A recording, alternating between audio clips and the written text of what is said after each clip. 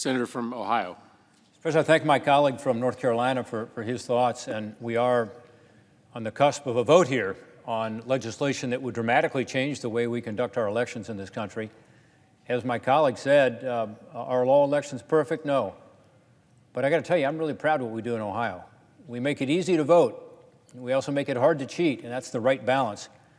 This bill, S1, is called the For the People Act, but what it actually does is it strips away control from people in Ohio and elsewhere to be able to write election laws in our own states and centralizes that control here in Washington, D.C.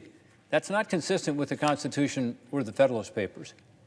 In addition, some of its proposed changes attempt to undermine the First Amendment rights that we hold so dear as Americans. I'm proud of the way we conduct our elections in Ohio, in part because we've got high turnout. In fact, we had record turnout last year, and that's great.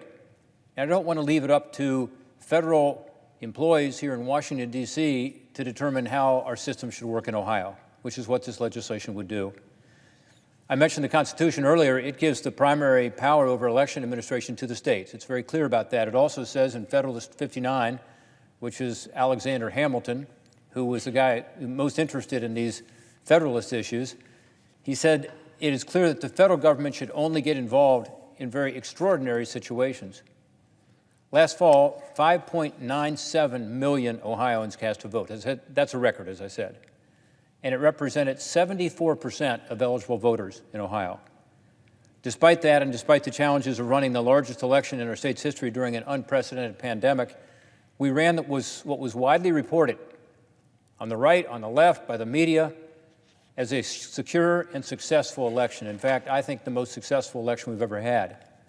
Our state-run, bipartisan county boards of election with 2 Democrats and 2 Republicans in each county were able to do that because they know what's best for Ohio, and they're held accountable. But this partisan bill claims Washington, D.C. somehow knows better. S1 strips the power from accountable, democratically elected state representatives in my state and around the country to determine congressional districts and hands that over to a federal panel, again, staffed by unelected, unaccountable third parties, and a computer program. Again, I think it should be something that is part of what elected representatives are held to account for, is how we draw our congressional districts. It mandates the controversial practice of ballot harvesting. I don't like ballot harvesting. I think it makes it easier for partisan operatives on both the right and the left to conduct outright voter fraud. It would force taxpayers to fund the political campaigns of candidates they don't support.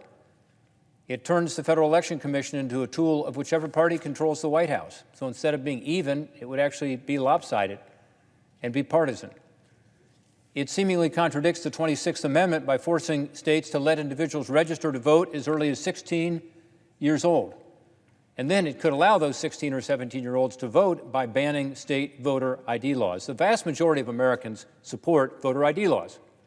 It's a fact. Republicans, Democrats, and independents think you ought to have some sort of ID when you come to vote. But this bill bans that safeguard.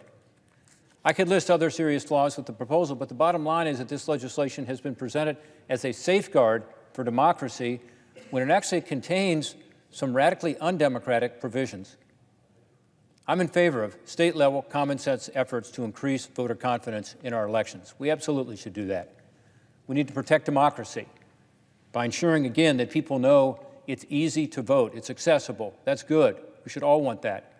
But we should also make it hard to cheat and be sure we have security in our elections so people know they have trust in the system that their vote is going to count as it should. Again, that's what we do in Ohio. I don't think this legislation furthers those objectives. Instead, I think it would amount to a federal takeover of our election system, which has always been in the domain of the states. Our government is built on a carefully constructed framework of checks and balances, including between the branches of government. I cannot support legislation that would run so counter to what the framers of the Constitution intended and the election system that works well in my home state of Ohio. I yield back.